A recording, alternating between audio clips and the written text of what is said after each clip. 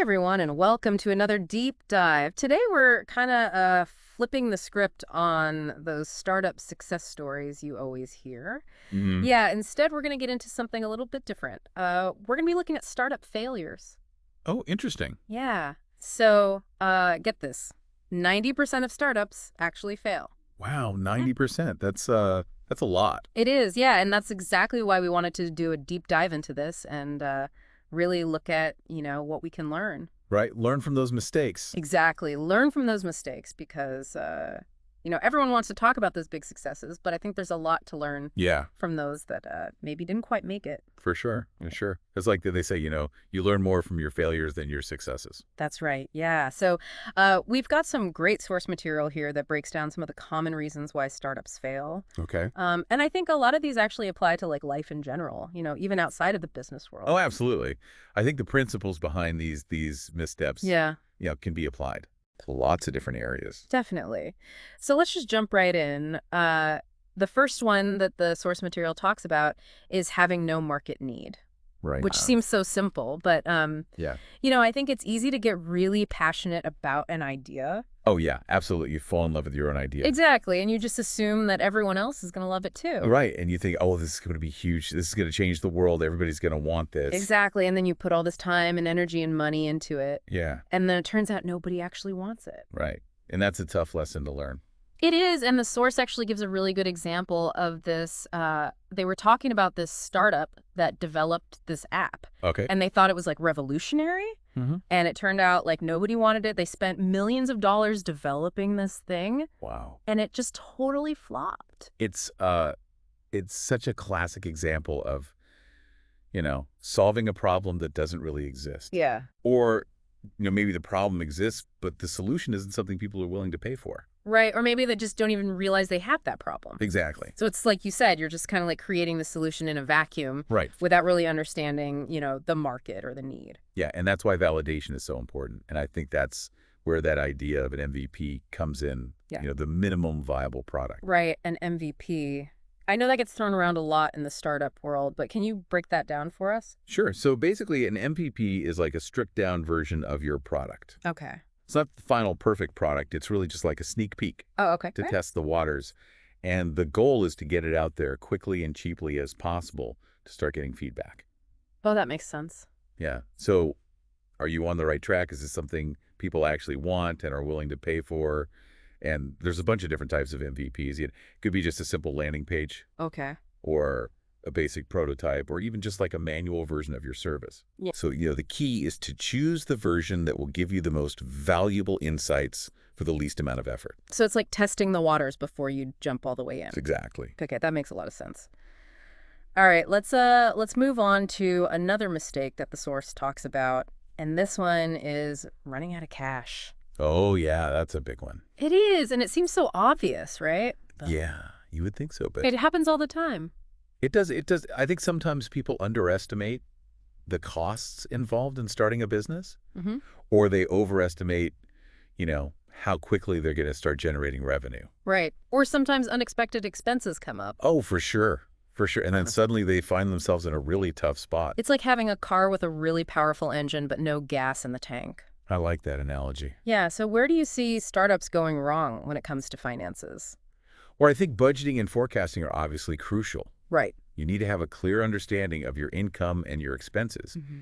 And you need to be realistic about your projections. Yeah, don't get too optimistic. Exactly. But I also think it's important to have a plan B. A plan B. Yeah, like what happens if your initial investment runs dry? Oh, right. Do you have a line of credit or another source of funding lined up? So you're not scrambling at the last minute. Exactly, because that can be really stressful and it can lead to bad decisions. Right, and it's probably not going to put you in a good negotiating position either. Yeah, exactly. And another thing I always recommend is building a financial cushion into your projections. A cushion. Yeah, because unexpected costs always come up. Oh, they do. So having that extra buffer can really help you weather the storm. Yeah, that's great advice. I think that peace of mind is so valuable. It is. It is. Okay, so we've talked about market need and cash flow. Right. Two really important things. Absolutely. Yeah. Now let's move on to something that's a little bit more, well, I guess you could say human. Okay.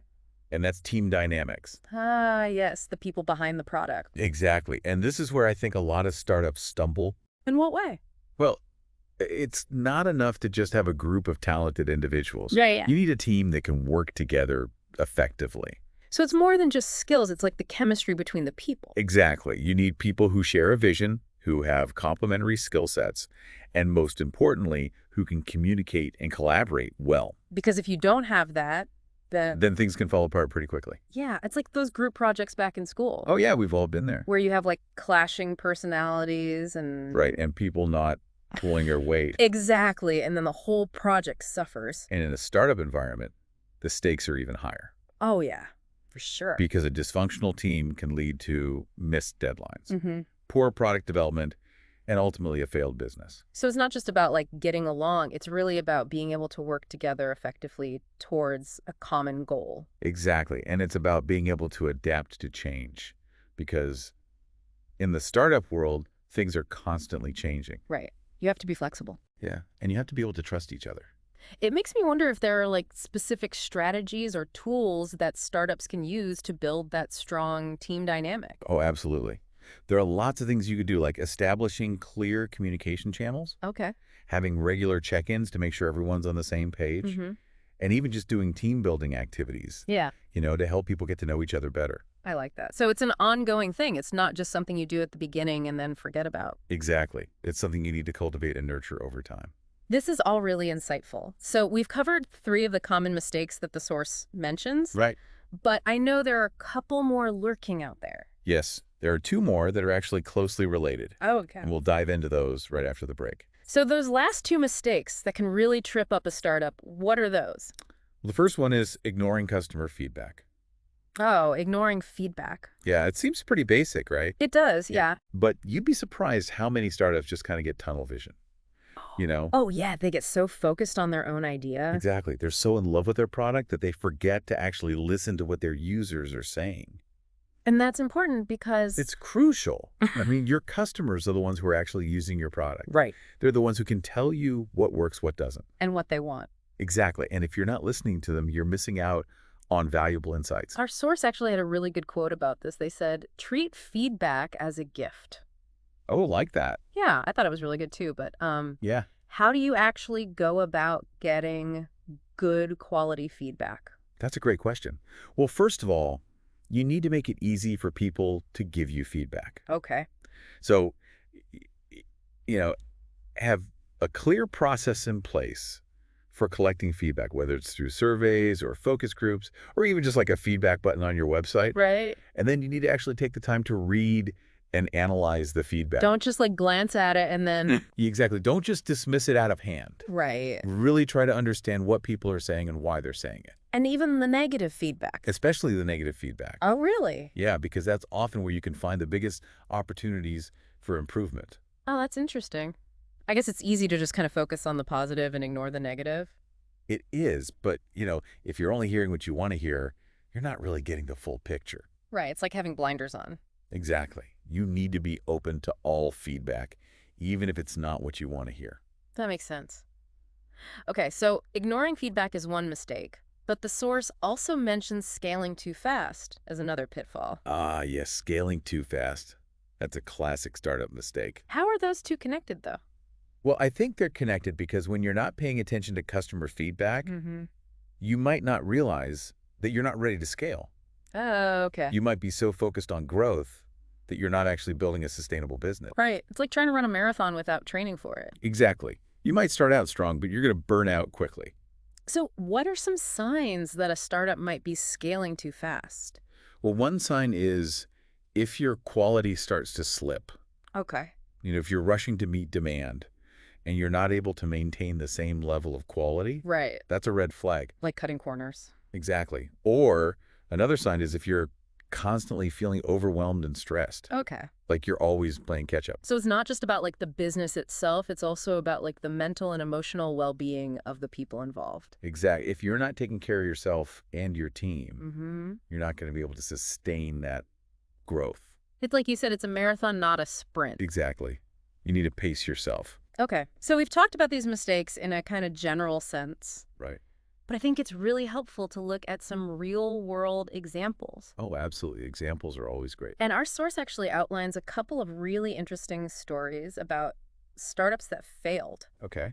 And I'm curious to hear your take on these. Are you ready to do some startup autopsies? I'm always up for a good postmortem.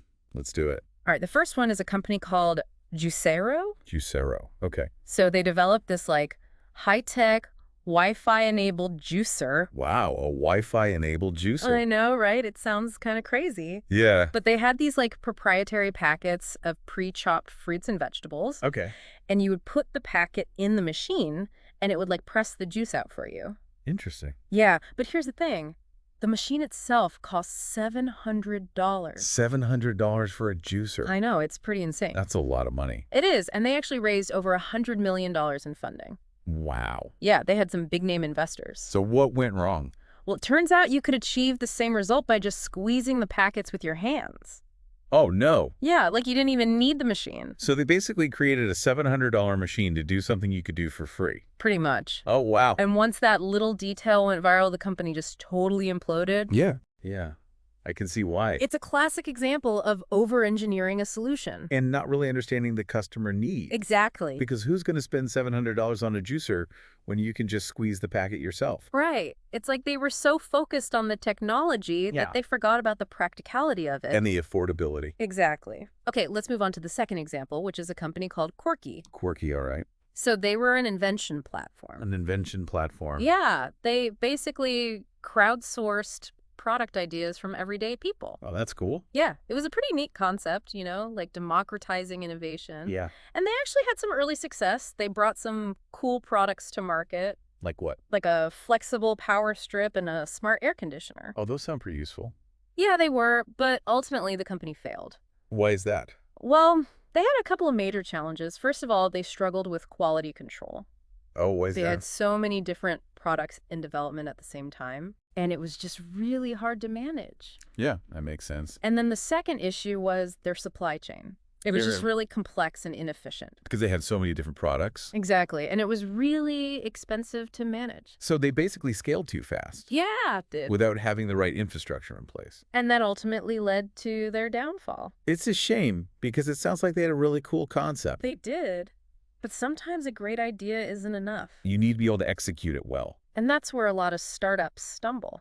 Absolutely. Huh. These real-world examples are so fascinating, though. They are, aren't they? Yeah, because they really highlight the importance of those key principles we were talking about earlier. Right, like validating your idea, Mm-hmm. building a strong team, Yes, and scaling sustainably. exactly. And, even though these stories are about failure, Yeah. I think there's also an element of inspiration to be found in them. In what way? Well, I think it's inspiring to see people taking risks and pursuing their dreams, Mm-hmm. even if they don't always succeed. Right, because failure is a part of the process. Exactly. It's not the opposite of success. It's a stepping stone. I love that. So as we wrap up this deep dive into startup failures, what are the key takeaways you want our listener to walk away with? Well, I think the most important takeaway is that failure is not the end of the world. Okay, It's an opportunity to learn and grow.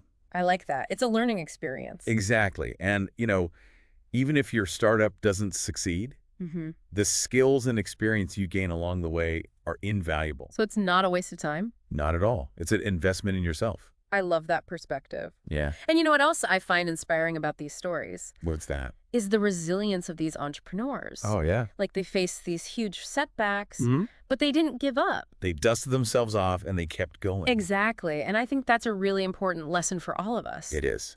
Because life is full of challenges. Oh, is? And it's not about avoiding those challenges. Right. It's about how we respond to them.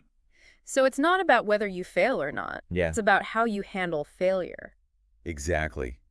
And, sometimes those moments that we perceive as failures Yeah. are actually the catalysts for our greatest growth. Oh, that's a really good point. Yeah, it's like that saying, you can't connect the dots looking forward. You can only connect them looking backward. Oh, I like that. Yeah. So sometimes, you don't realize the significance of a failure until later on. When you can see how it led you to where you are now. Exactly. So I guess the final takeaway is that failure is not something to be feared. Oh. It's something to be embraced. Embrace. Yeah, because it's through our failures that we learn and grow. Well, I think that's a great note to end on. It is, yeah. Thanks for joining us on this deep dive into startup It failures. was my pleasure. We'll see you next time for another insightful exploration. Yeah, it's almost like those stories are like warnings, but also kind of inspiring at the same time. Yeah, I think that's a Yeah. good way to put it. They're definitely cautionary tales. Right. But they also show that, even if you fail, you can still pick yourself up and learn from it. It's like you said, it's a stepping stone. Exactly. And, failure is a part of life. It's a part of the journey. Oh, for sure. No one goes through life without failing at something. Exactly. So Yeah. I think the key is to not let failure define you, Right. to see it as an opportunity to learn and grow. So it's not about avoiding failure altogether. No, it's about reframing how we think about failure. Okay, I like that. So instead of saying I failed, we should be saying I learned. I learned. Exactly. It's such a small shift in wording, Right. but I think it makes a big difference in how we approach those setbacks. It does. It changes your whole mindset. So as we wrap up this deep dive, I want to leave our listener with a question to think about. Okay, I'm all ears. Think about a time when you faced a setback or a failure in your own life. It could be anything, a project that didn't go as planned, Right. a relationship that ended, Right. or maybe a goal that you didn't achieve. What did you learn from that experience? And how did it shape your path moving forward? That's a really powerful question.